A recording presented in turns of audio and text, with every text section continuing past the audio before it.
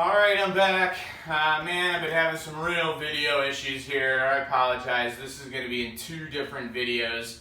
My beautiful wife was fortunate enough to notice that halfway through my lecture my phone just cut off. So I'm starting back from the Polish part here, and then hopefully I'll get through the rest of this before it cuts off again. I'm not sure exactly what's going on there, but I'll work on it.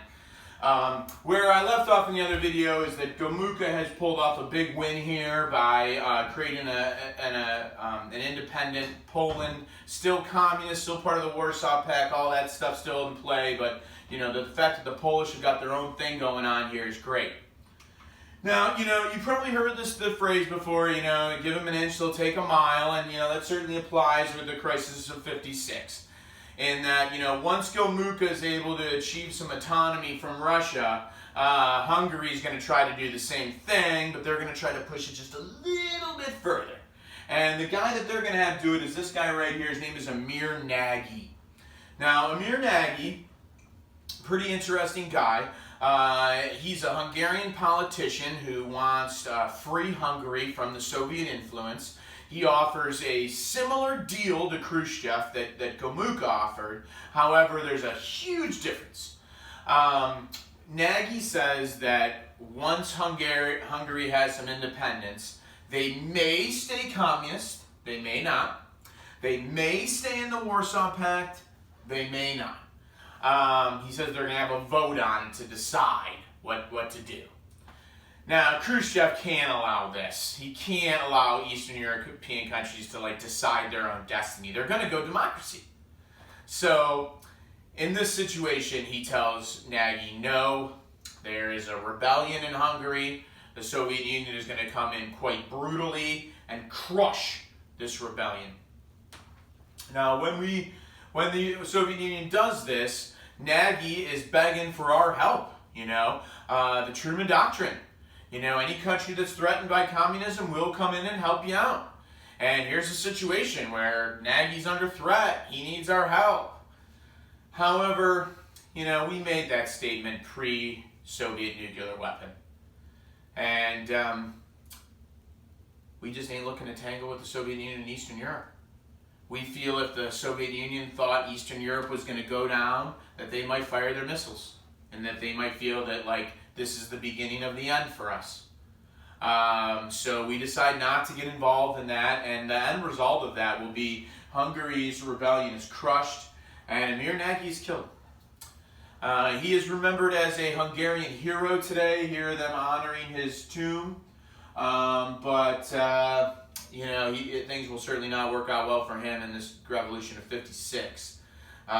Certainly we feel bad about the fact that we did not go in and help him. We have to make hard nuclear decisions, but it shows that there are limitations to the Truman Doctrine. We are not willing to go anywhere.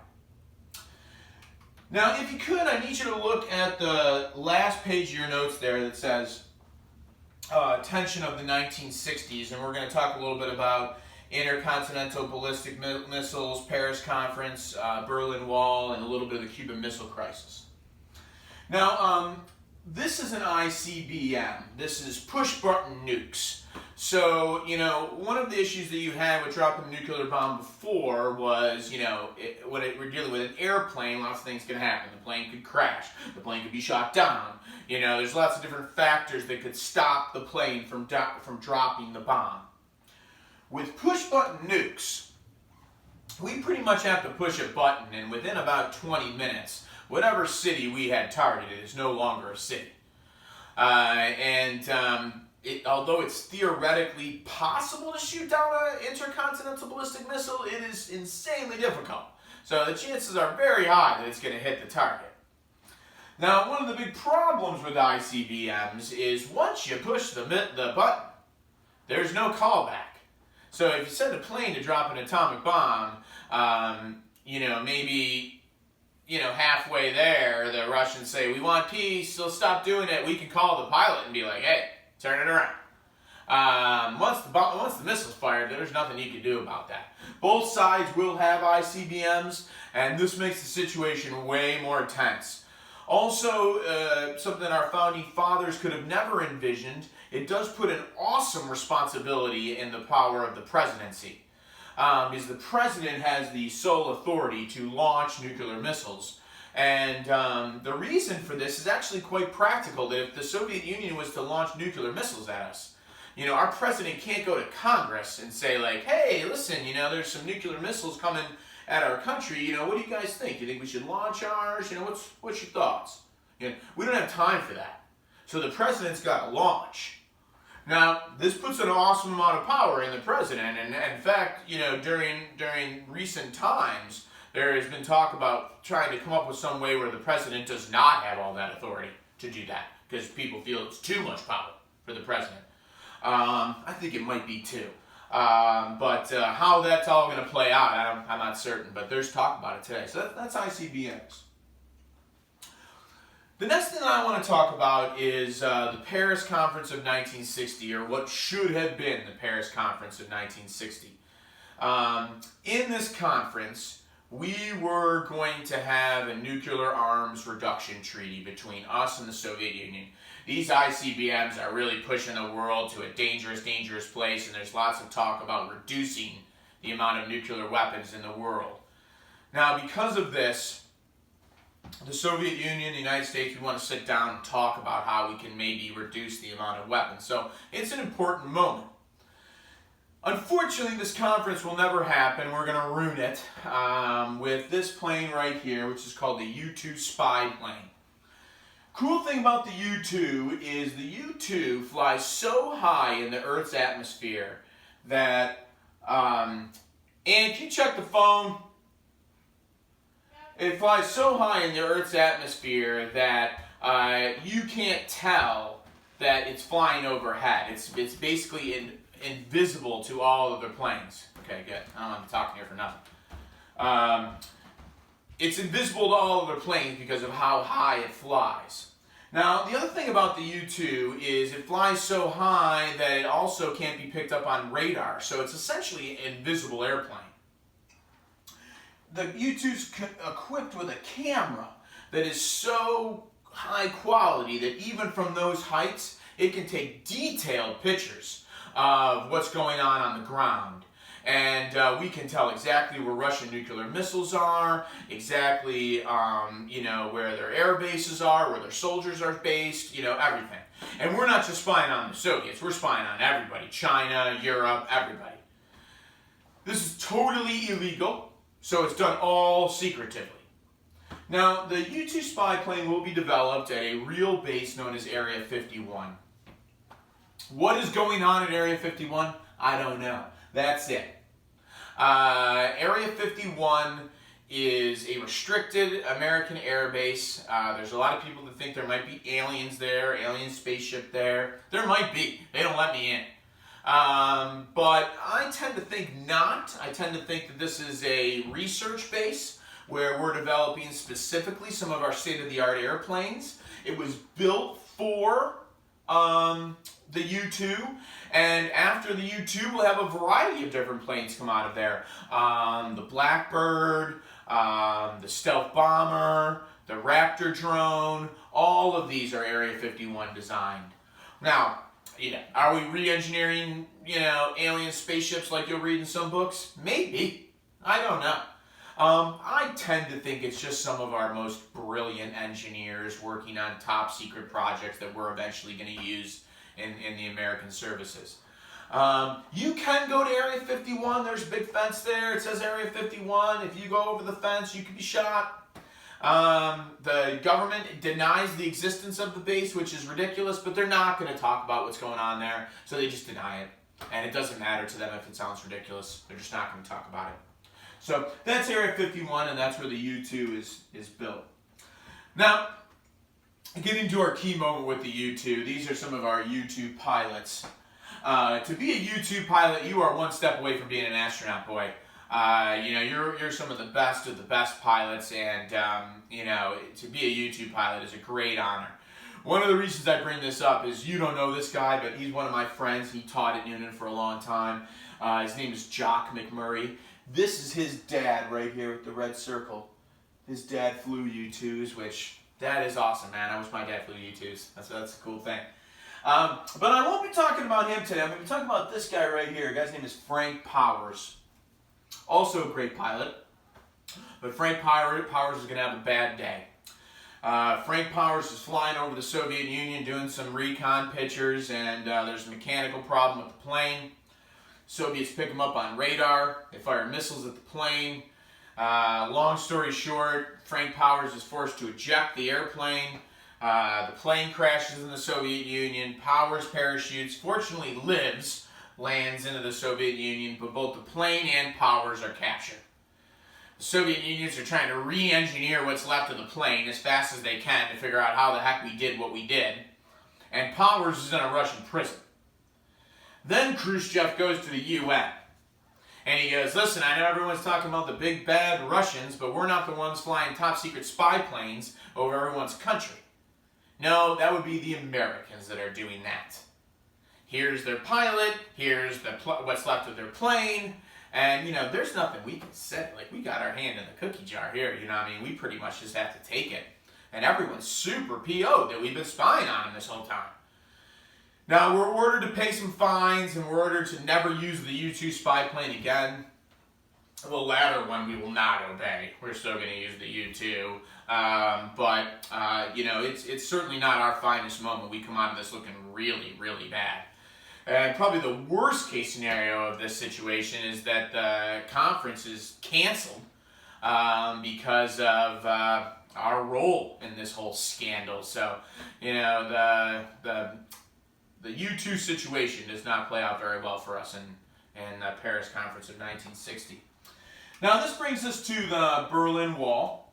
After the U-2 disaster, Khrushchev wants to figure out a place to hurt us a little bit. So, when the Soviet Union is looking to squeeze the American throat, they usually pick Berlin. And what we're going to see is Khrushchev is going to start building a wall around Western Berlin. Now, Western Berlin's already been divided. We've talked about this before, with machine guns and soldiers and barbed wire and all that stuff. But he's going to start building an actual physical wall around the city. And you can see here, this is the eastern side of the wall, so this is the communist side. They're building the wall. And on the west side, you just got people standing there watching it. Because no one from the west is concerned about people going into the east. No one, if you want to do that, just walk over.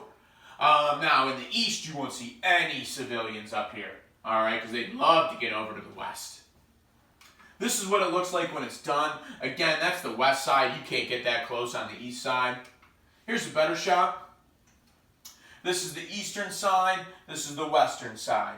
You'll again notice how close you can get to the western side because people aren't worried about you going over.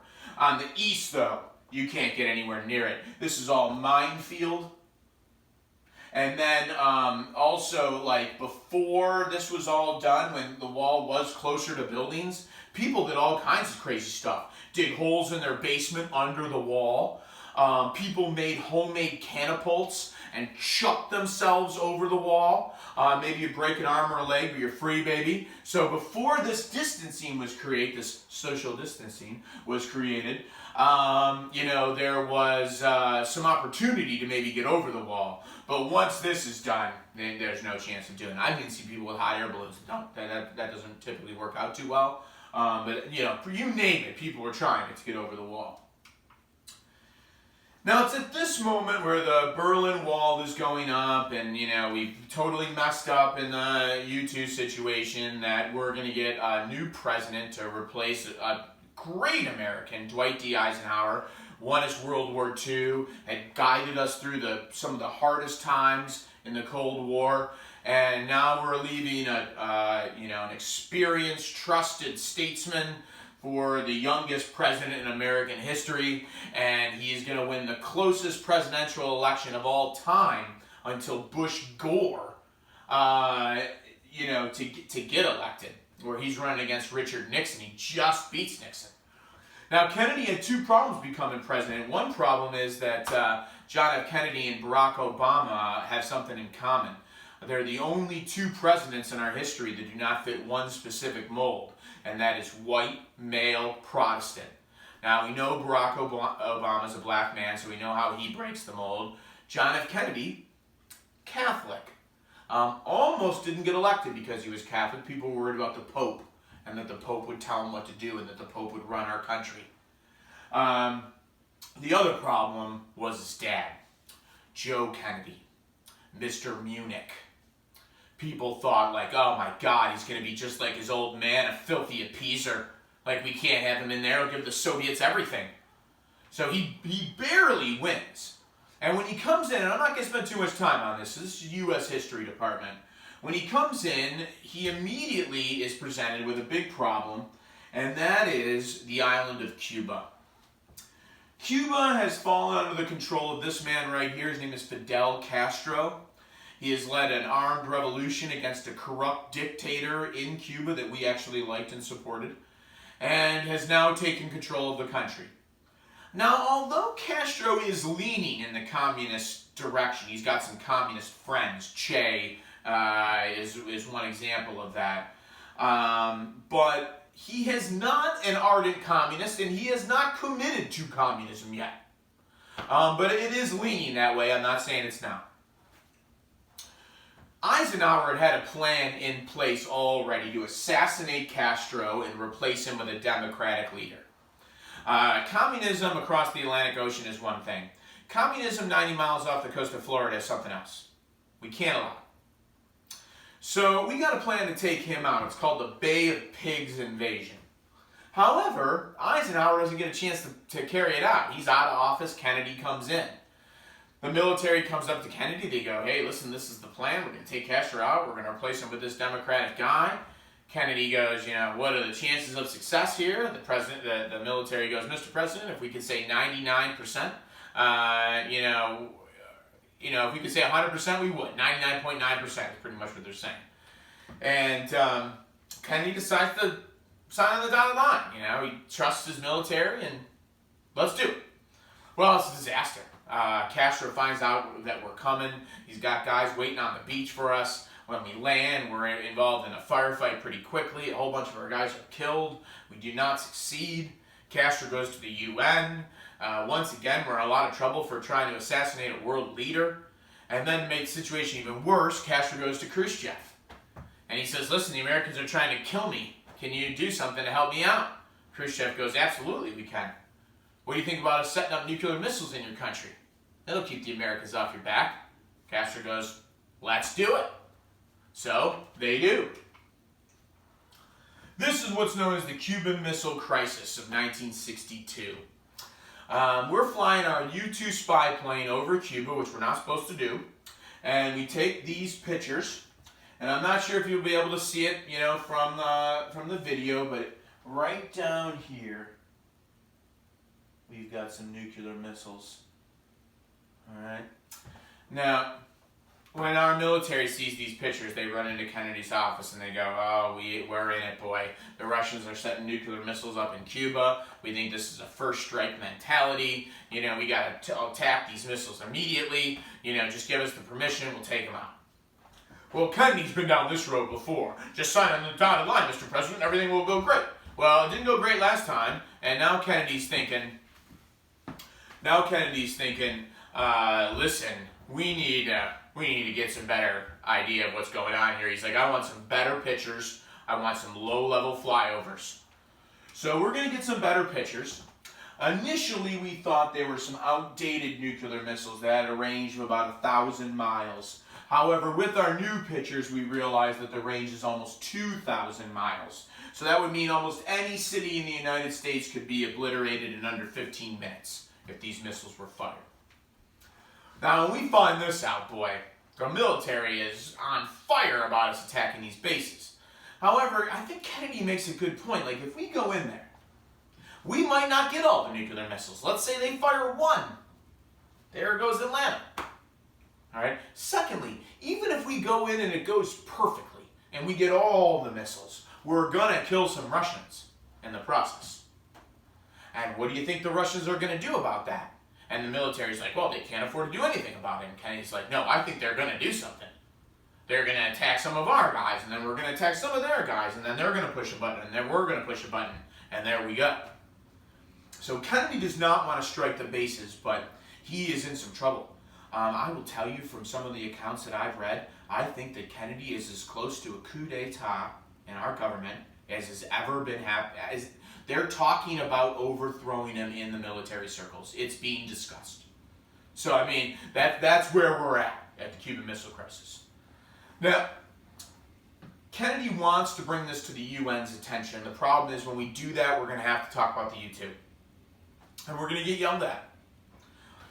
Eventually, we decide to do it. We bring our evidence forward. They ask us how we got it. We say the U-2. Everyone yells at us. Then they turn on the Soviet Union. You know, did you put missiles in Cuba? And Khrushchev goes, I don't have to answer these questions. Do you know you're putting the world in jeopardy? Khrushchev goes, this isn't an American courtroom. You know, our ambassador steps up and says, you know, we need answers. And Khrushchev goes, you know, you'll get your answers, you know, when I have time to give them to you.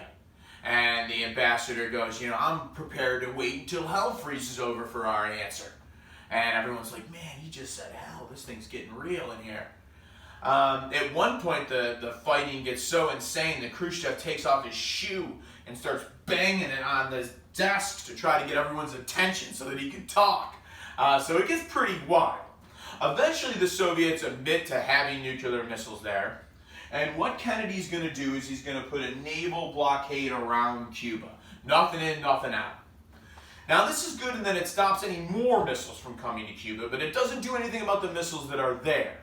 And then also, if the Russians decide to break the blockade, what do? Do we fire on them? You know, so lots of problems here. In the meantime, Kennedy's trying to get the Russians to do some kind of a deal here, but he's got to be careful, boy. He's Mr. Appeaser. He can't have a Munich. So what he does is he puts the only person he trusts, his brother, Robert Kennedy, who's Attorney General right now, on the problem.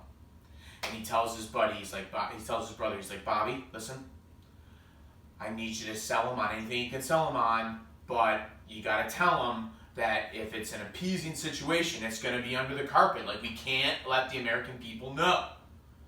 So Bobby Kennedy goes, listen, to the Russian diplomat, he goes, if you take your missiles out of Cuba, we'll take the missiles that we got out of Turkey, facing the Soviet Union right now. And the diplomat goes, if you take your missiles out of Turkey, we'll take ours out of Cuba. And then Bobby Kennedy goes, now, we're going to take those missiles out 6 months after you do. If you say that there's any link between these two events, we will publicly deny it. But you have the word of my brother, the president, that once you move those missiles out 6 months later, we will move ours out. That's all I can offer you.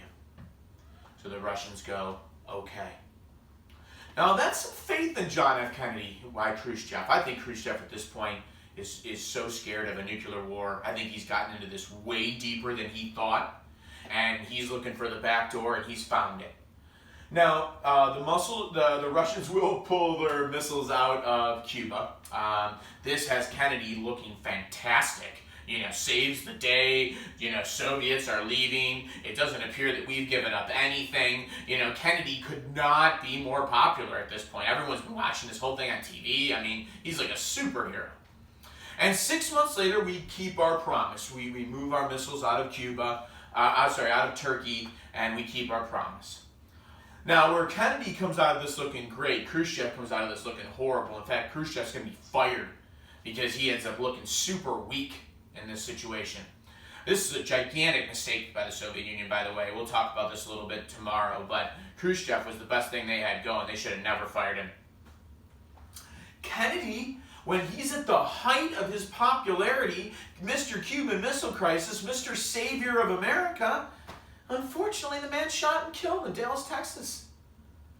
You know, I've often wondered if John F. Kennedy is not shot and he just finishes out his term, how Kennedy is remembered.